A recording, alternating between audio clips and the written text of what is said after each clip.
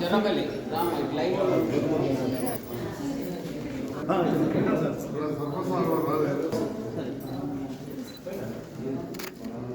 Sir Gangadhar Padma రాలేదా శ్రీదేవి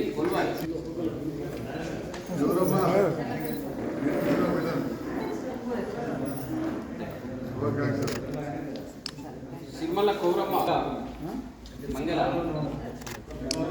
వాళ్ళు లైన్లో అవుతారు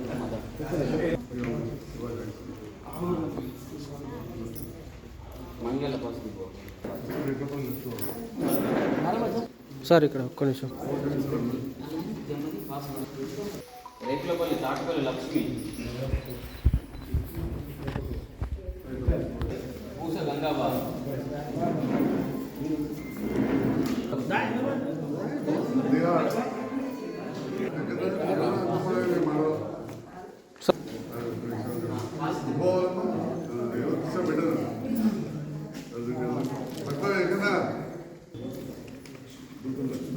దుర్గం లక్ష్మి తుంగూరు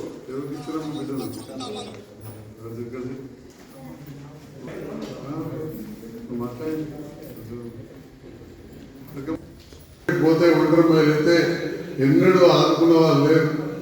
ఈ ప్రభుత్వం వచ్చిన తర్వాతనే ఆదుకోవడం జరిగింది. మరిగా ఇప్పుడు కొత్త ప్రభుత్వం వచ్చింది చూద్దాం. ఇలా కన్యాలక్ష్మి పేరు అనేది కొద్దిగా మారిపోతుంది. డిసెంబర్ 9 అంటే ఇవాళకి వెళ్ళి 20 రోజుల కిందకి లగ్గాలైన వాళ్ళందరూ కూడా ఇక కళ్యాణలక్ష్మి కాదు కళ్యాణ మస్తుగా పేరు పెట్టారు. మస్తుగా ఈ పైసలతో పాటు తులం బంగారం కూడా ఇస్తారట. ఓకే, మనం ఎంగేజ్గా మాట్లాడుకోవడం పేదవాళ్ళకి ఇస్తే సంతోషం. కొత్త ప్రభుత్వం ఎప్పుడెప్పుడు ఇస్తారని చెప్పి నేను కూడా చూస్తూ ఉన్నా. ఇక్కడ ఎమ్మెల్యే గెలిచాం కాబట్టి మేము కూడా పూర్తి స్థాయిలో మనం మా చేతిలో వెళ్తారో లేదో కానీ ప్రజాప్రతినిధిలో ఖచ్చితంగా అలా పాల్గొంటాం. ఏ ప్రభుత్వం వచ్చినా కానీ మరి ముఖ్యంగా మన నియోజకవర్గ ప్రజలు రాష్ట్రంలో ప్రభుత్వం కొంత మారినా కానీ నన్ను గెలిపించినందుకు మీ అందరికి కూడా హృదయపూర్వక ధన్యవాదాలు తెలియజేస్తామని. నిరంతరం మీ మధ్యలోనే ఉన్నాం. ఇలా రోజువారీ ప్రాజెక్టు దాదాపు పూర్తయిపోయింది. మొన్న వరదలు వచ్చి కొట్టకపోతే దాదాపు 7 గ్రామాలలో 800 కరెంటు స్తంభాలు ఒక్కరోజు వేయించడం, 90 ట్రాన్స్ఫార్మర్లు వేయించడం. కరెంట్ అనేది 24 గంటలు కూడా పోలేదు. గతంలో వరదలు వచ్చినప్పుడు మన రంగసాగర్లో చెప్తా ఉండ్రి అంతకుముందు వరదలు వస్తే 2 నెలలు కరెంట్ లేకుండా రంగసాగర్లో మా లక్ష్మయ్యేసరికి రసమయ్యేసరికి పెద్దమసలు అందరికీ ఎరికనే ఉంటుంది. అంతకుముందు మా వరదలు వస్తాయి. ఈసారి వరదలు వస్తే ఒక్క రోజు లోపల కరెంట్ ఇచ్చినాం. మరి ఈ రకంగా ఎన్నో కార్యక్రమాలు చేసినాం.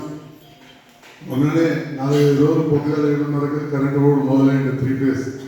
మళ్ళీ ఇప్పుడు ఇస్తుడు కావచ్చు. 5-6 రోజులు బాగానే ఇబ్బంది. రైతు బంధు వచ్చేది ఉంది. రుణమాఫీ 2 లక్షలు చేస్తా ఉన్నారు. అదొకటి ఉన్నది. పింఛన్ 2000 వస్తున్నాయి, 4000 చేస్తాను. మరి రైతానికి 4000 చేయాలి. అంతకుముందు 1000 రూపాయలకి వెళ్ళి ఉంటే నేను గెలవక ముందు నేను గెలగానే 2000 చేస్తాను. 2000 చేసాం. కరోనా వచ్చింది 2 ఏళ్ళు నానా కోస అయినా కానీ చేసాం. 4000 చేస్తామన్నారు. చేయాలని ఆకాంక్షిస్తున్నాం. మంచిదే కదా చేస్తే. రైతు బంధు కూడా వేస్తూ ఉన్నారు. సిలిండర్ 500కి ఇస్తా ఉన్నారు. కరెంటు బిల్ కట్టుకోవాలని చెప్పేసి 200 యూనిట్ల దాకా గృహజ్యోతి కరెంటు బిల్ కట్టమన్నారు. ఇట్లా 6 పథకాలలో 5 పెట్టారు. ఇప్పుడు ఊళ్ళలో రాస్తే యువ వికాసం అని ఆలోచన ఉంది. మా యువ నాయకులు ఉన్నారు. అది సార్ లేదు. యువ వికాసం అంటే ఇక నిరుద్యోగులు అంటే 10వ తరగతి పాస్ అయిన వాళ్ళందరూ కూడా మనకు ఉద్యోగాలకు అవకాశం. తరగతి పాస్ అయిన వాళ్ళందరూ కూడా 4000 రూపాయలు ఇవ్వాలి నెలకు. అట్లనే మన ఆడపిల్లలు 18 ఏళ్ళు నిండిన వాళ్ళందరికీ ఎలక్ట్రిక్ స్కూటర్ ఇస్తాను. యువ వికాసం కింద, మహాలక్ష్మి కింద కాదు. ఎలక్ట్రిక్ స్కూటర్ ఇస్తాను కాలేజీలో పిల్లలందరికీ. మరి 4000 ఏమో జీవనభృతి నౌకరాణాలు అందరికి 10 దాటి అయిపోయి కాదు. మరి రమేష్ కూడా ఇవ్వాలి, శిల్ప కూడా ఇవ్వాలి, వాళ్ళకు కూడా ఇవ్వాలి 4000 రూపాయలు. అప్పుడు ఎలా అది వాయిదంగా లేదు. మరి ఇవన్నీ కూడా మనం ఆలోచించాల్సిన అవసరం ఉంది. ఇవన్నీ చెప్పి కేసీఆర్ దించారు, వేరే వాళ్ళు ఎక్కారు. చూద్దాం. ఇళ్ళ విషయంలో కూడా గృహలక్ష్మి మనం ఇచ్చినాం. ఇందిరమ్మ ఇంటి అని చెప్పి 5 లక్షలు ఇస్తామన్నారు, దళితులకు 6 లక్షలు ఇస్తామంటా ఉన్నారు. అవన్నీ కూడా చేస్తాం, 100 రోజులలో గ్యారెంటీ అన్నారు. ముందుగా 2009 తారీఖు నాడు టంగువారు పడితే రైతు బంధు 15,000 అన్నారు. రుణమాఫీ అయిపోతుంది 9 తారీఖు నాడు అన్నారు. ఈ 9 తారీఖుకి వెళ్ళి 90 రోజులు పెంచుకున్నారు, ఇంకో 100 రోజులు అంటున్నారు. చూద్దాం, మనం ఎందుకు తొందరపడాలి. ఇవన్నీ కూడా జరగాలని ఆకాంక్షిస్తూ ఏది ఏమైనా కానీ చరిత్రల భారతదేశంలో మనలాంటి 29 రాష్ట్రాలు ఉంటాయి. ఎక్కడా కూడా లేని విధంగా ఏనాడు కూడా పేద ప్రజలకు 10 రూపాయలు అని గత కాంగ్రెస్ బీజేపీ ప్రభుత్వాలు ఉంటే, తెలుగుదేశం ప్రభుత్వం ఉంటే, కేసీఆర్ వచ్చిన తర్వాత 12,90,000 మందికి ఆడబిడ్డలకు ₹1,00,000 ఇచ్చిన ఘనత కేసీఆర్ గారు అని చెప్పి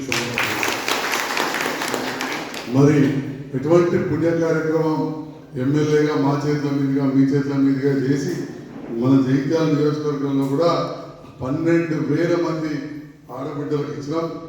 మన మండలంలో కూడా దాదాపు 800 మందికి కళ్యాణ లక్ష్మి ఇచ్చినాం, 800 నుంచి 900 మందికి.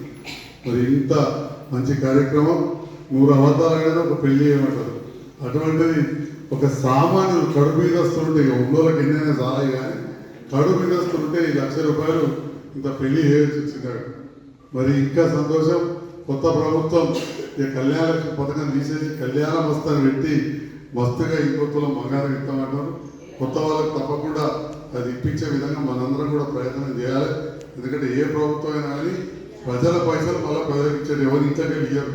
నేను ఇచ్చేది ఈ చీర నా ఇంతకెళ్ళి ఇచ్చిన కవర్ అనేది ఆ ₹1,00,000 చెక్ సర్కార్ది. సర్కార్ది అంటే మనం సబ్బు ఉంటే, నూనె ఉంటే, లేదా నా సొంతలో ఇన్కమ్ ట్యాక్స్ కడితే ఇవన్నిట్లలో కేంద్రం పోయి మళ్ళీ రాష్ట్రం కడతాయి పైసలు. అన్ని సర్కార్ ఢిల్లీ పోవడే, మీరు చీర కొనుక్కున్నా చెప్పులు కొనుక్కున్నా ఢిల్లీ పోవడే పోయి రావాలి. ఇచ్చేది పైసలు వాళ్ళు ఇవ్వకుండా కానీ మనం ఈ కార్యక్రమాలు చేసాం.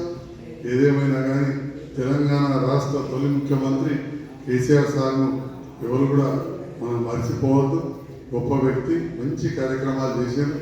గ్రామాల్లో చెట్లు పెట్టుకు కావచ్చు, నీళ్ళు ఇచ్చే కార్యక్రమం, 24 గంటల కరెంట్ ఇచ్చే కార్యక్రమం, ఈ రకంగా ఎన్నో మంచి కార్యక్రమాలు చేశాం.